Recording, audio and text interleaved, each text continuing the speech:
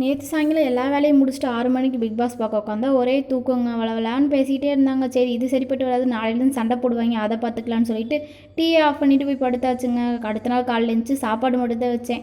மீன் குழம்பு மீன் வறுவல்லாம் அப்படியே இருந்துச்சு, அதையே பேக் பண்ணி கொடுத்துக்கலான்ட்டு சாப்பாடு ஒரு பக்கம் ரெடி ஆகிடுச்சு. மீன் குழம்பையும் கொதிக்க வச்சாச்சு, மீனையும் பொரிச்சாச்சு. காலையில் டிஃபனுக்கு என்னப்பா இட்லி வேணுமா தோசை வேணுமா கேட்டால் பணியாரம் வேணும்ட்டார். சரின்னு அவர் கேட்ட பணியாரே அவருக்கு காலையில் 2 ஈடு ஊற்றி ரெடி பண்ணி கொடுத்தாச்சு. லஞ்ச் பாக்ஸுக்கு ரெடி பண்ணுறதுக்கு லஞ்ச் டிஃபன் பாக்ஸில் விளக்கிட்டு காலையிலேக்கு பணியாரம் மீன் குழம்பு மீன் வறுவல், மதியத்துக்கு அதே சாப்பாடு மீன் குழம்பு மீன் வறுவல்னு பேக் பண்ணிவிட்டு டீயும் போட்டு லஞ்ச் பேக்கை ரெடி பண்ணி அவர் கையில் கொடுத்தா அவரும் வாங்கிட்டு பாய் பாய் சொல்லிட்டு கிளம்பிட்டார். அவர் போனதும் ஸ்ட்ராங்காக ஒரு காஃபியை குடிச்சு தாங்க வேலையை ஸ்டார்ட் பண்ணேன். நேற்று யார் யார் பிக் பாஸ் ஸ்டார்டிங்லேருந்து எண்டிங் வரைக்கும் பார்த்தீங்கன்னு கமெண்ட்ஸில் சொல்லுங்கள். கமல் சார் மாதிரி கட் அண்ட் ரைட்டாக பேசி உள்ளே அனுப்புவார்னு பார்த்தா இவர் வளவலா கொலக்கலான்னு கேஷுவலாக பேசிகிட்டு இருந்தார். வந்த கண்டஸ்டன்ஸ் எல்லாம் ஏதோ ஜாலியாக பிக்னிக் போகிற மாதிரி உள்ளே போயிட்டு இருந்தாங்க.